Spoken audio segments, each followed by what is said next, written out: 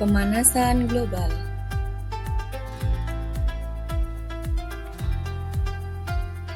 Pernahkah kamu mengamati perubahan musim yang terjadi akhir-akhir ini? Indonesia memiliki dua musim, yaitu musim penghujan dan juga musim kemarau. Tetapi beberapa tahun terakhir, perubahan musim di Indonesia sulit untuk diprediksi lagi. November di Indonesia masih musim kemarau dan Mei masih turun hujan. Begitupun dengan peristiwa mencairnya es di daerah kutub. Mencairnya es di kutub ini menyebabkan sebagian besar daratan tertutup air laut. Mengapa hal tersebut dapat terjadi? Mengapa es di kutub mencair dan iklim tidak menentu? Semua itu adalah dampak dari pemanasan global. Apa itu pemanasan global? Pemanasan global adalah meningkatnya suhu rata-rata atmosfer dan bumi. Gejala pemanasan global antara lain perubahan iklim dan juga cuaca, banjir di mana-mana, dan kekeringan di daerah yang tidak biasanya terjadi. Apa penyebab terjadinya pemanasan global? Asap pabrik, asap kendaraan, penebangan hutan, penggunaan asap berlebihan, dan pembakaran sampah berlebihan.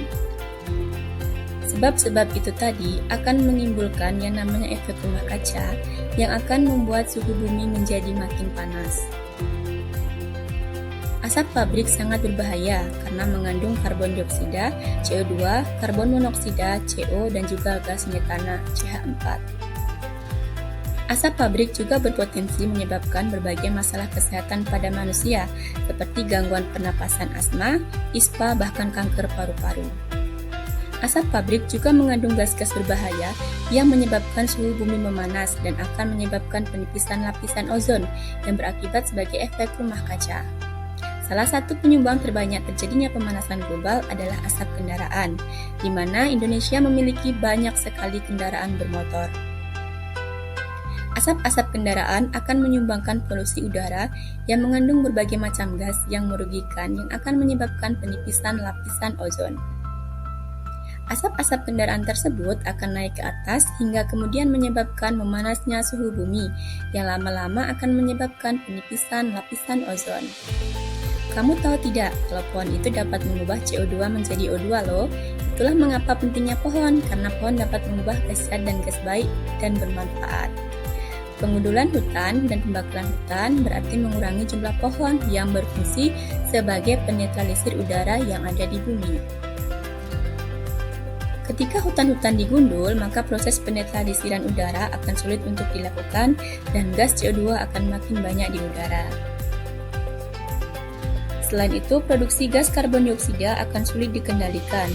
Hal itu akan menyebabkan cepatnya proses penipisan lapisan ozon. Penggunaan AC, kulkas, dan juga hair dryer secara besar-besaran. Ketiga benda elektronik tersebut menghasilkan gas CFC, klorofluorokarbon yang berbahaya.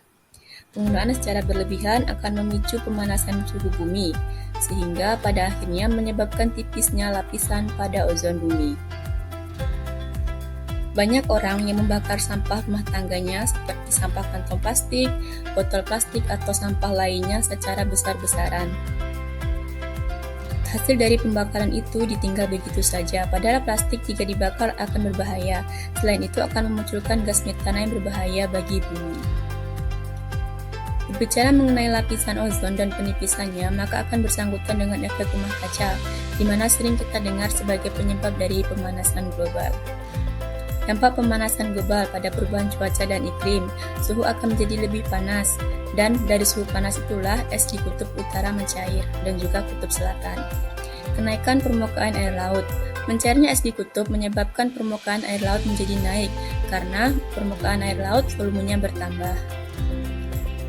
Menurunkan hasil pertanian. Panas menyebabkan tanah menjadi kering sehingga panen menjadi terganggu dan menyebabkan terjadinya kegagalan pertanian. Ekosistem terganggu, hewan dan tumbuhan yang tidak dapat beradaptasi akan punah. Hal ini akan mengurangi keanekaragaman hayati dan ekosistem tidak stabil. Kesehatan manusia terganggu. Perubahan iklim menimbulkan berbagai macam penyakit seperti demam berdarah, malaria, dehidrasi, dan lain sebagainya. Upaya pengendalian pemanasan global dapat dilakukan dengan cara mengurangi pemakaian kendaraan bermotor, melakukan reboisasi atau penanaman pohon kembali, hemat energi dengan cara menggunakan listrik seperlunya, dan mengurangi sampah atau mengendalikan sampah, baik itu limbah pabrik maupun rumah tangga. Terima kasih, sampai di sini dan sampai jumpa lagi.